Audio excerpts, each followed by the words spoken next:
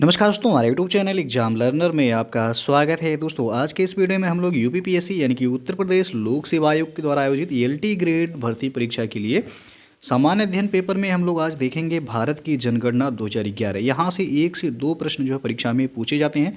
तो कुल 30 प्रश्न आपको पता ही होगा कि जीएस वाले पार्ट में पूछा जाता है, जिसमें से ये टॉपिक जो है काफ़ी महत्वपूर्ण है। हमेशा 1 से 2 प्रश्न यहाँ से पूछा जाता है। तो वीडियो को आप लोग लाइक शेयर कर दीजिएगा। चैनल पर पहली बार आए हैं तो चैनल को सब्सक्राइब कर लीजिएगा, साथ में बेल आइकन को प्रेस कर लीजिएगा, जिससे आने वाले अगले वीडियो का नोटिफिकेशन आपको पहले मिलता रहे। और इसका पीडीएफ आपको हमारे टेलीग्राम चैनल पर मिल जाएगा। नीचे डिस्क्रिप्शन में टेलीग्राम का लिंक भी दे दिया गया है, वहाँ से ज्वाइन करके आप पीडीएफ भी डाउनलोड कर सकते हैं। तो आइए शुरू करते हैं। दोस्तों अकेडमी पे जो है उद्गम यूपीपीएससी आरओ 2021 मेंस के लिए यानी कि पेपर 2 और पेपर 3 के लिए बैच को शुरू कर दिया गया है। जो लोग जो है अनअकैडमी पर आरओ मेंस के लिए जुड़ना चाहते हैं या जो है कोर्स लेना चाहते हैं तो आप जुड़ सकते हैं। हिंदी आलेखन है, इसमें सामान्य हिंदी है और हिंदी निबंध। ये बैच आपका 22 दिसंबर से शुरू कर दिया गया है। आप नीचे डिस्क्रिप्शन में जाके वहाँ से जो है डिटेल में देख सकते हैं और बैच से जो है जुड़ सकते हैं। उसके बाद है उन्नत यूपी लेखपाल 2021 प्रिपरेशन बूस्टर सीरीज जो है ये शुरू कर दिया गया है। आप इसे भी जो है इसमें इनरोल होकर के जो है आप ये पूरी जो है डिटेल आप नीचे डिस्क्रिप्शन में देख सकते हैं। ये 6 बजे शाम को जो है ये 90 मिनट का सेशन होता है, जिसमें कंप्लीट सिलेबस जो है आपको दिया जाएगा। ये प्रत्येक सैटरडे यानी कि शनिवार को फ्री टेस्ट सीरीज जो है कराया जाता है। 100 क्वेश्चन होते हैं जिसमें 250 मार्क्स के होते हैं। तो नीचे डिस्क्रिप्शन में दे दिया गया है लिंक, आप जो है वहाँ से जाके इनरोल हो सकते हैं। फिर आपका विजय भाव UPPSC PCS mains test series, तो आप जो है शेड्यूल यहाँ पे देख सकते हैं और टाइम इसका आपका 9:30 से 12:30 है, आप ज्वाइन कर सकते हैं।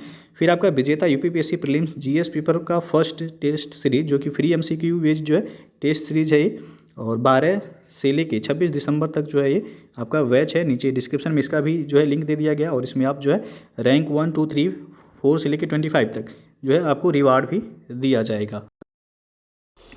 नीचे जो है डिस्क्रिप्शन में पूरा डिटेल्स दे दिया गया, वहाँ पे जाके आप जो है चेक कर सकते हैं। और इसके लिए आपको सबसे पहले अनअकैडमी का लर्निंग ऐप इंस्टॉल करना होगा। इंस्टॉल करने के लिए आप प्ले स्टोर पे जाके अनअकैडमी लर्निंग ऐप जो इंस्टॉल कर लीजिएगा। फिर अपने मोबाइल नंबर या ईमेल आईडी के थ्रू जो है आप लॉगिन करके आप जो है सब्सक्रिप्शन ले सकते हैं। सब्सक्रिप्शन लेते समय हमारा रेफरल कोड यदि आप यूज़ करेंगे एग्जाम लर्नर तो 10% आपको जो है डिस्काउंट भी वहाँ पर मिल जाएगा।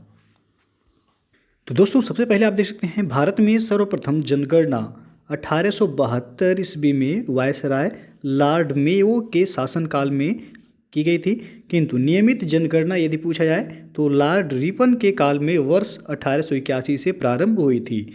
तो दोनों ही महत्वपूर्ण है। हमेशा यहाँ से प्रश्न बनते हैं कि भारत में सबसे पहले जनगणना कब शुरू हुई, तो 1872 ईस्वी में, और उस समय वायसराय लॉर्ड मेयो था।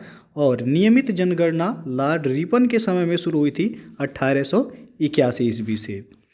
फिर है जनसंख्या की दृष्टि से भारत का विश्व में चीन के बाद कौन सा स्थान है, तो दूसरा स्थान है। और भारत की जनसंख्या विश्व की कुल जनसंख्या का कितना प्रतिशत है, तो 17.5% है। और क्षेत्रफल यह विश्व के कुल क्षेत्रफल का 2.4% है भारत में। तो जो है यहाँ से भी प्रश्न बनता है, दोनों फैक्ट्स याद रखिएगा। यदि पूछा जाए भारत की जनसंख्या विश्व की कुल जनसंख्या का कितने प्रतिशत है, 17.5% है। और क्षेत्रफल कितना प्रतिशत है विश्व के कुल क्षेत्रफल का, तो 2.4% क्षेत्रफल है। और भारत की जनगणना भारतीय संघ के जो है भारत की जनगणना भारतीय संविधान के किस सूची में है पूछा जाता है, तो संघ सूची का ये भाग है जनगणना। और भारत के पहले जनगणना आयुक्त इनका नाम है हेनरी प्लाउडन। और भारत की लगभग 68.9% जनसंख्या गांवों में तथा 31.1% जनसंख्या नगरों में निवास करती है। तो ग्रामीण जनसंख्या भारत की कितनी है, 68.9%, और शहरी जनसंख्या कितनी है, 31.1%। भारत के महापंजीयक द्वारा आयोजित जनगणना 2011 के अनुसार महिलाओं की भागीदारी खेतीहर, जिसमें मुख्य और सीमांत कृषक आते हैं, के रूप में 6.15 करोड़ हैं, जो कि प्रतिशत में देखा जाए तो 42.67% हैं ये। और है भारत की जनसंख्या की 10 की वृद्धि दर कितनी है, काफ़ी महत्वपूर्ण है, 17.70% है भारत की जनसंख्या की 10 की वृद्धि दर। और भारत की जनसंख्या की वार्षिक वृद्धि दर क्या है, तो यह है 1.64%। 1921 को भारत की जनसंख्या के इतिहास में महान विभाजक वर्ष तथा 1951 को लघु विभाजक वर्ष के रूप में जाना जाता है। कई बार ये प्रश्न पूछा गया है, याद रखिएगा कि किस वर्ष भारत की जनसंख्या के इतिहास में जो है महान विभाजक वर्ष के रूप में जाना जाता है, तो वह है 1921। और यदि पूछा जाए लघु विभाजक वर्ष के रूप में किस वर्ष को जाना जाता है, तो 1951 को। और वर्ष 2011 की जनगणना भारत की यह 15वीं जनगणना है एवं स्वतंत्र भारत की यह 7वीं जनगणना है। 15वीं जनगणना 2011 का नारा क्या था, तो हमारी जनगणना हमारा भविष्य। 15वीं जनगणना 2011 का यह नारा था। और जनगणना 2011 के महारजिस्ट्रार, इनका नाम डॉक्टर सी चंद्रमौली हैं। और वर्तमान में भारत के महापंजीयक और जनगणना आयुक्त कौन है, तो यह हैं विवेक जोशी। और वर्ष 2011 के जनगणना का ध्येय वाक्य था हमारी जनगणना हमारा भविष्य। उसके बाद है आपका वर्ष 2021 की जनगणना भारत की प्रथम तथा डिजिटल जनगणना होगी। और जनगणना 2021 यह देश की 16वीं और आज़ादी के बाद की 8वीं जनगणना होगी। हालांकि यह अभी जनगणना शुरू नहीं हो पाई है। और जनगणना 2021 में प्रयोग मोबाइल ऐप से 16 भाषाओं में जानकारी प्राप्त की जा सकती है। और इस जनगणना में प्रत्येक परिवार से कुल 31 प्रश्न पूछे जाएंगे। जनगणना 2021 का विषय यानी कि थीम है जन भागीदारी से जन कल्याण। उसके बाद जनगणना 2011 के जो प्रमुख आंकड़े हैं, सबसे पहले जनसंख्या से रिलेटेड हम देख लेते हैं। तो सर्वाधिक जनसंख्या वाले राज्य जो हैं उसमें पहले स्थान पर है उत्तर प्रदेश, दूसरे पर महाराष्ट्र, तीसरे पर बिहार है। तो प्रश्न यदि पूछा जाए सर्वाधिक जनसंख्या वाला जो है भारत का कौन सा राज्य है, तो वह है उत्तर प्रदेश। फिर है न्यूनतम जनसंख्या वाले राज्य, तो सिक्किम। उसके बाद दूसरे पर मिजोरम, तीसरे पर अरुणाचल प्रदेश। तो सबसे कम जनसंख्या वाला राज्य भारत का सिक्किम हो जाएगा। और सर्वाधिक जनसंख्या वाले केंद्र शासित प्रदेश कौन से हैं, तो दिल्ली है पहले स्थान पे, दूसरे पर पुदुचेरी, तीसरे पर है चंडीगढ़। और न्यूनतम जनसंख्या वाले केंद्र शासित प्रदेश कौन है, तो वह है लक्षद्वीप पहले स्थान पे है, और दूसरे पे है दमन एवं दीव, और तीसरे पे है दादर नागर हवेली। तो ये डाटा अभी जो है करेक्शन नहीं हुआ है। अभी आप लोग जानते होंगे कि दमन दीव और दादर नागर हवेली का विलय करके एक केंद्र शासित प्रदेश कर दिया गया है। तो अब अलग अलग नहीं बल्कि एक ही केंद्र शासित प्रदेश ये हो गए हैं। फिर आपका दशकीय वृद्धि दर, तो जनसंख्या में सर्वाधिक दशकीय वृद्धि दर वाले राज्य आप देख लेते हैं। तो इसमें मेघालय पहले स्थान पे है, उसके बाद अरुणाचल प्रदेश है, तीसरे पर है बिहार। यानी कि सर्वाधिक दशकीय वृद्धि दर वाला राज्य कौन सा रहा, तो मेघालय। और जनसंख्या में सबसे कम दशकीय वृद्धि दर वाले राज्य कौन से हैं, तो नागालैंड है पहले स्थान पे, उसके बाद केरल, फिर है गोवा। यानी कि यदि प्रश्न पूछा है कि सबसे कम दशकीय वृद्धि दर जो है किस राज्य में रही, तो नागालैंड में। और जनसंख्या में सर्वाधिक दशकीय वृद्धि दर वाले केंद्र शासित प्रदेश कौन से हैं, तो दादर एवं नागर हवेली पहले पे है, दूसरे पे दमन दीव, तीसरे पर पुदुचेरी। फिर आपका जनसंख्या में सबसे कम दशकीय वृद्धि दर वाले केंद्र शासित प्रदेश, तो लक्षद्वीप है, अंडमान निकोबार है, उसके बाद चंडीगढ़ है। फिर जन्म दर एवं मृत्यु दर से जो जुड़े फैक्ट्स हैं, तो जनगणना 2011 में राष्ट्रीय जन्म दर कितना रहा, 21.4% रहा। और उच्चतम जन्म दर वाले राज्य कौन कौन से हैं, तो बिहार है पहले पे, दूसरे पर उत्तर प्रदेश, तीसरे पर है मध्य प्रदेश। न्यूनतम जन्म दर वाले राज्य कौन से हैं, तो गोवा पहले पे है, त्रिपुरा दूसरे पर, केरल तीसरे पर है। सर्वाधिक मृत्यु दर वाले राज्य कौन से हैं, तो उड़ीसा पहले स्थान पे है, दूसरे पर है मध्य प्रदेश, तीसरे पर छत्तीसगढ़ है। फिर है न्यूनतम मृत्यु दर वाले राज्य कौन कौन से हैं, तो नागालैंड पहले स्थान पे है, मणिपुर दूसरे पर है, मिजोरम तीसरे स्थान पर है। और उच्चतम शिशु मृत्यु दर वाले राज्य कौन से हैं, तो असम इसमें पहले स्थान पे है, दूसरे पर मध्य प्रदेश, तीसरे पर उड़ीसा। फिर है न्यूनतम शिशु मृत्यु दर वाले राज्य, तो गोवा जो है सबसे कम मृत्यु दर शिशु मृत्यु दर वाला राज्य है, दूसरे पर है मणिपुर, तीसरे पर है केरल। अब है जनघनत्व, तो जनगणना 2011 के अनुसार भारत का जनघनत्व कितना है, 382 व्यक्ति प्रति वर्ग किलोमीटर।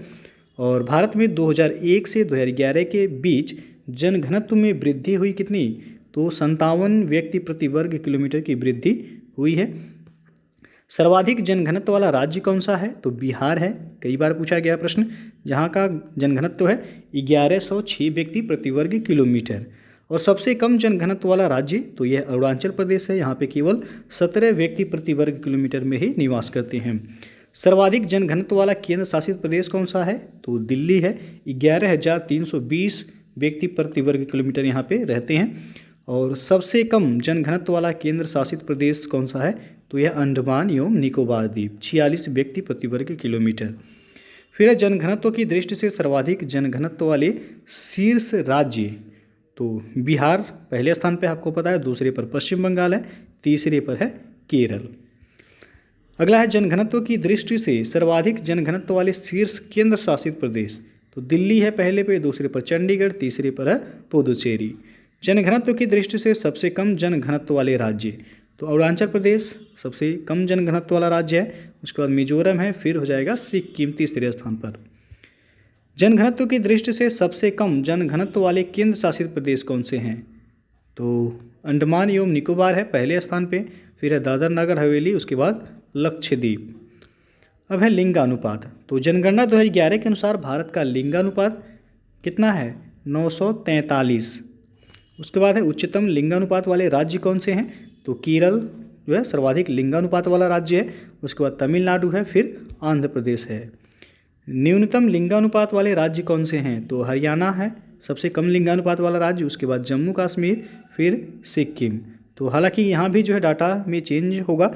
2000 आपको पता होगा कि 2011 का ही ये जनगणना है, लेकिन 2011 में जो है जम्मू कश्मीर एक राज्य था, लेकिन अब ये क्या हो गया है, एक केंद्र शासित प्रदेश कर दिया गया है इसे बना के।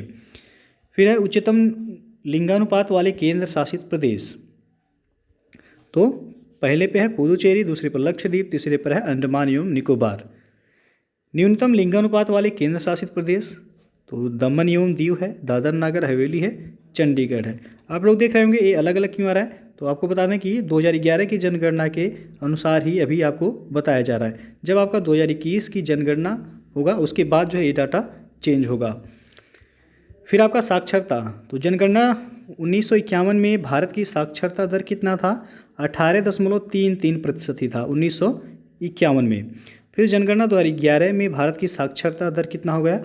74.04% जो है भारत की साक्षरता दर है। तो ये जो है आपका पूछा भी जाता है हमेशा लगभग परीक्षाओं में, साक्षरता दर जरूर याद रखिएगा। जनगणना 2011 में पुरुष साक्षरता दर कितना है? तो 80.9% है। और जनगणना 2011 में महिला साक्षरता कितना है? तो 64.6% महिला साक्षरता दर है। यहीं पे यदि उत्तर प्रदेश की बात कर लेते हैं तो उत्तर प्रदेश की साक्षरता ओवरऑल है 67.7% और पुरुष साक्षरता है 77.3%, महिला साक्षरता है 57.2%।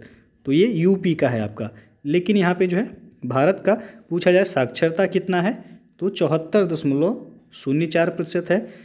और 2011 में पुरुष साक्षरता दर कितना था? 80.9%, महिला साक्षरता दर 64.6% भारत का है। और उच्चतम साक्षरता दर वाले राज्य, तो केरल है पहले स्थान पे, उसके बाद मिजोरम, तीसरे पर गोवा है। फिर है न्यूनतम साक्षरता दर वाले राज्य, तो बिहार पहले स्थान पे है, अरुणाचल प्रदेश दूसरे पे है, तीसरे पर है राजस्थान। यानी कि सबसे कम साक्षरता वाला राज्य यदि पूछा है तो बिहार हो जाएगा। उच्चतम साक्षरता दर वाले केंद्र शासित प्रदेश कौन से हैं? तो लक्षद्वीप जो है सर्वाधिक साक्षरता वाला केंद्र शासित प्रदेश है, फिर दमन दीव है, फिर अंडमान एवं निकोबार है। न्यूनतम साक्षरता दर वाले केंद्र शासित प्रदेश कौन से हैं? तो दादर नगर हवेली है पहले पे, दूसरे पे दमन दीव और तीसरे पे चंडीगढ़ है। अब है अनुसूचित जाति, तो सर्वाधिक अनुसूचित जाति वाले राज्य कौन से हैं? तो उत्तर प्रदेश में सर्वाधिक अनुसूचित जाति यानी कि एससी की संख्या पाई जाती है, उसके बाद हिमाचल प्रदेश में है, तीसरे पे पश्चिम बंगाल में। न्यूनतम अनुसूचित जाति वाले राज्य, तो मिजोरम हो जाएगा पहले स्थान पे, दूसरे पे नागालैंड, तीसरे पर अरुणाचल प्रदेश है। उसके बाद है सर्वाधिक अनुसूचित जाति प्रतिशत वाले राज्य, तो प्रतिशत के आधार पे डाटा यहाँ पे चेंज हो गया। आप देख सकते हैं यहाँ पे कि पंजाब इसमें पहले स्थान पे है, लेकिन सर्वाधिक अनुसूचित जाति वाली संख्या केवल यदि पूछा जाएगा तब जो है उत्तर प्रदेश होगा, लेकिन यदि प्रतिशतता के आधार पर पूछा जाएगा तो पंजाब जो है हो जाएगा पहले स्थान पे। यहाँ उसके बाद दूसरे पे है हिमाचल प्रदेश, तीसरे पर है पश्चिम बंगाल। तो ये प्रतिशत के आधार पर है। फिर है सबसे कम अनुसूचित जाति प्रतिशत वाले राज्यों में मिजोरम पहले पे है, दूसरे पे नागालैंड, तीसरे पर अरुणाचल प्रदेश है। अब है अनुसूचित जनजाति यानी कि एसटी, जनगणना 2011 के अनुसार देश की कुल आबादी में अनुसूचित जनजाति यानी कि एसटी का प्रतिशत है 8.6%। और इन राज्यों में कोई भी अनुसूचित जनजाति नहीं है, जैसे कि दिल्ली हो गया, एक केंद्र शासित प्रदेश है, चंडीगढ़ भी जो है इसमें कोई भी एसटी नहीं है, पुदुचेरी हो गया, हरियाणा एवं पंजाब। तो इन सभी राज्यों या और केंद्र शासित प्रदेश में जो है कोई भी एसटी की संख्या नहीं पाई जाती है, यानी कि यहाँ पे जनजातियाँ नहीं पाई जाती हैं। फिर है सर्वाधिक अनुसूचित जनजाति वाले राज्य, तो मध्य प्रदेश है पहले पे, दूसरे पर महाराष्ट्र है, तीसरे पर उड़ीसा है। तो सर्वाधिक अनुसूचित जनजाति पूछा है वाला राज्य कौन सा है, तो मध्य प्रदेश हो जाएगा। सर्वाधिक अनुसूचित जनजाति प्रतिशत वाले राज्य, तो मिजोरम पहले पे है, दूसरे पे नागालैंड है, तीसरे पर मेघालय हो जाएगा। अब है शहरी जनसंख्या, तो भारत में कुल 10 लाख जनसंख्या वाले महानगर कितने हैं, 53 हैं। काफ़ी महत्वपूर्ण है, पूछा जाता है। भारत में कुल 10 लाख जनसंख्या वाले महानगर कितने हैं, वर्तमान में 53 हैं। और सर्वाधिक शहरी जनसंख्या वाले राज्य कौन से हैं, तो महाराष्ट्र है, अरुणाचल प्रदेश है, नागालैंड है। न्यूनतम शहरी जनसंख्या वाले राज्य, सिक्किम पहले स्थान पे है, अरुणाचल प्रदेश दूसरे स्थान पे है, और तीसरे स्थान पर है नागालैंड। फिर है सर्वाधिक शहरी जनसंख्या प्रतिशत वाले राज्य, तो गोवा पहले पे है, दूसरे पे मिजोरम है, तीसरे पे तमिलनाडु है। फिर है न्यूनतम शहरी जनसंख्या प्रतिशत वाले राज्य, तो हिमाचल प्रदेश पहले स्थान पे है इसमें, दूसरे पे बिहार है, तीसरे पर असम है। अब है ग्रामीण जनसंख्या, तो सर्वाधिक ग्रामीण जनसंख्या वाले राज्यों की बात करें तो उत्तर प्रदेश पहले स्थान पर है, बिहार दूसरे स्थान पर, पश्चिम बंगाल तीसरे स्थान पर है। न्यूनतम ग्रामीण जनसंख्या वाले राज्य कौन से हैं, तो सिक्किम पहले स्थान पे है, मिजोरम दूसरे स्थान पर, गोवा तीसरे स्थान पर है। यानी कि सबसे कम ग्रामीण जनसंख्या किस राज्य में पाई जाती है, तो सिक्किम में, और सबसे ज़्यादा ग्रामीण जनसंख्या कहाँ पाई जाती है, तो वो उत्तर प्रदेश में। सर्वाधिक ग्रामीण जनसंख्या प्रतिशत वाले राज्य, तो हिमाचल प्रदेश प्रतिशत के आधार पर जो है पहले स्थान पे है, दूसरे पे बिहार है, तीसरे पर असम है। फिर है न्यूनतम ग्रामीण जनसंख्या प्रतिशत वाले राज्य, गोवा पहले स्थान पे है, मिजोरम दूसरे स्थान पर, तमिलनाडु तीसरे स्थान पर है। अब है विविध से जुड़े कुछ महत्वपूर्ण फैक्ट्स, तो इसमें आप देख सकते हैं जनगणना 2011 में देश की कुल आबादी में 15 वर्ष से लेकर के 59 वर्ष आयु वर्ग के लोगों का प्रतिशत कितना, तो 60.3% है। और क्षेत्रफल की दृष्टि से सबसे बड़ा राज्य कौन सा है, राजस्थान है। क्षेत्रफल की दृष्टि से सबसे छोटा राज्य कौन सा है, तो गोवा है। और क्षेत्रफल की दृष्टि से सबसे बड़ा केंद्र शासित प्रदेश कौन सा, तो अंडमान एवं निकोबार है। और क्षेत्रफल की दृष्टि से सबसे छोटा केंद्र शासित प्रदेश कौन सा है, तो वह लक्षद्वीप। लक्षद्वीप में पूछा जाता है द्वीपों की संख्या कितनी है, तो 36 द्वीप हैं लक्षद्वीप में। जनसंख्या की दृष्टि से सबसे बड़ा राज्य, तो यह है उत्तर प्रदेश। और जनसंख्या की दृष्टि से सबसे छोटा राज्य, तो वह है सिक्किम। तो दोस्तों ये था आपका भारत की जनगणना 2011 से जुड़े महत्वपूर्ण फैक्ट्स। तो एक बार परीक्षा से पहले इसे जरूर देख लीजिएगा। वीडियो अच्छा लगा हो तो लाइक शेयर कर दीजिएगा। चैनल को अभी तक आप सब्सक्राइब नहीं किए हैं तो चैनल को सब्सक्राइब कर लीजिएगा, साथ में बेल आइकन को प्रेस कर लीजिएगा, जिससे आने वाले अगले वीडियो का नोटिफिकेशन आपको पहले मिलता रहे। तो वीडियो को पूरा देखने के लिए बहुत बहुत धन्यवाद।